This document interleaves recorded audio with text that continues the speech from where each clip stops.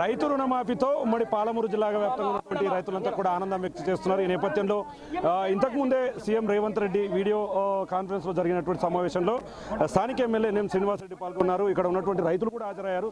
Sir చెప్పండి sir, అనుకున్నట్టుగానే చెప్పినట్టుగానే మొదటి విడతలకు సంబంధించి ఓవరాల్గా ఈరోజు రుణమాఫీ ఒక ప్రక్రియ అనేది ప్రారంభమైంది.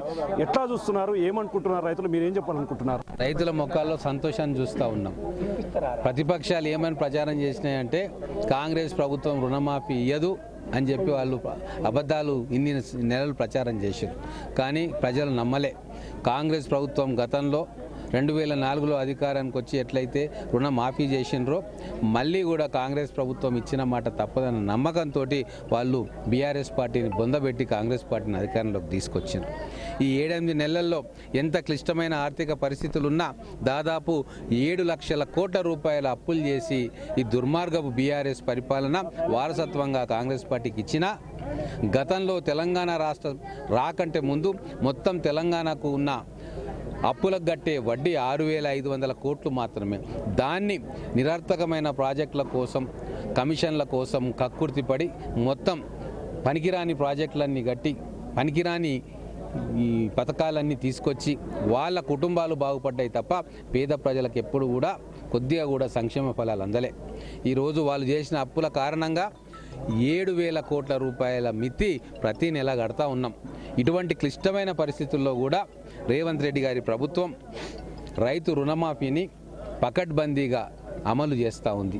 ఈ ఒక్కరోజే 11,42,000 కుటుంబాలకు దాదాపుగా 6,000 కోట్ల రూపాయలను ఈరోజు రైతు రుణమాఫీ కింద ఈరోజు బ్యాంక్ అకౌంట్లో పడతా ఉన్నాయి. మొత్తం 3 దఫాలుగా 31,000 కోట్ల రూపాయలను ఈరోజు తెలంగాణ రైతాంగానికి రుణమాఫీ పేరు మీద వాళ్ళ అకౌంట్లోకి ట్రాన్స్ఫర్ చేయబోతా ఉంది కాంగ్రెస్ ప్రభుత్వం.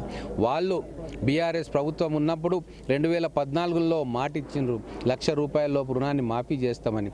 కానీ వాళ్ళు 5 సంవత్సరాలలో 4 విడతల్లో 25,000 అని చెప్పి మాఫీ చేస్తే ఆ 25,000 మొత్తం వడ్డీకే సరిపోయింది తప్ప వాళ్ళ రైతు రుణం మాఫీ కాలేదు.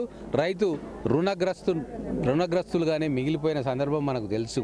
మళ్ళీ 2018లో మళ్ళీ 1,00,000 రూపాయలు ఏకకాలంలో మాఫీ చేస్తామని చెప్పి ప్రజలను మభ్యపెట్టి మళ్ళీ ఓటు తెచ్చుకొని మళ్ళీ అదే తంతు కొనసాగించారు తప్ప 5 సంవత్సరాలకు మళ్ళా కేవలం 12,000 కోట్ల రూపాయలే మాఫీ చేసి 9,000 కోట్ల రూపాయల బకాయిలను పెట్టిరు.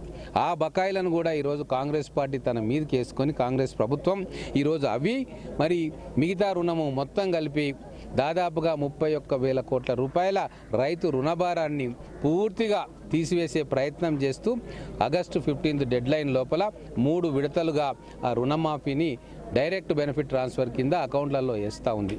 ఇటువంటి గొప్ప పథకం కానీ ఇటువంటి గొప్ప కార్యాచరణ కానీ రైతుల కోసం స్వాతంత్రం వచ్చినప్పటి నుంచి ఇప్పటిదాకా ఏ రాష్ట్ర ప్రభుత్వాలు చేయలే.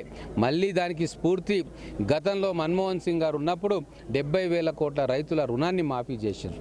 కాబట్టి ఈరోజు తెలంగాణ ప్రజలకు నేను చెప్పదలుచుకున్నది ఏంటంటే రైతుల పక్షాన నిజంగా సానుభూతితోటి వాళ్ళ కష్టాలను చూసి చలించి వాళ్ళ బాధలను తొలగించే ఏకైక పార్టీ కాంగ్రెస్ పార్టీ.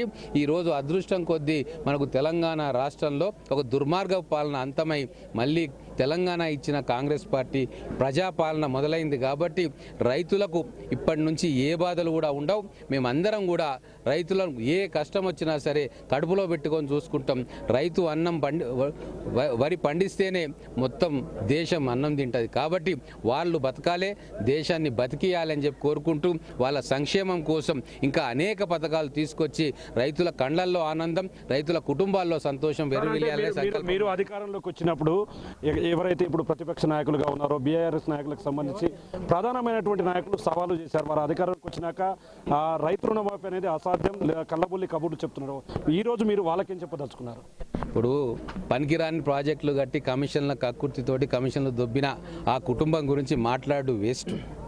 అందరికీ అర్థమవుతుంది కాబట్టి వాళ్ళ పార్టీ నాయకులు కూడా ఒక్కొక్కరు వదిలి వెళ్ళిపోతూ ఉన్నారు ఆ పార్టీని. ముఖ్యంగా ట్విట్టర్ టిల్లు కేటీఆర్కు గతంలో ఇరిగేషన్ శాఖ మంత్రిగా, ఆర్థిక శాఖ మంత్రిగా పనిచేసి పూర్తిగా తెలంగాణ రాష్ట్రాన్ని అప్పుల కుప్పగా చేసిన హరీష్ రావు గారికి ఈరోజు మా గౌరవ ముఖ్యమంత్రి గారు చేసిన పని రైతు రుణమాఫీ ఏకకాలంలో ఏదైతే చేస్తున్నాడో కనువిప్పు కావాలి.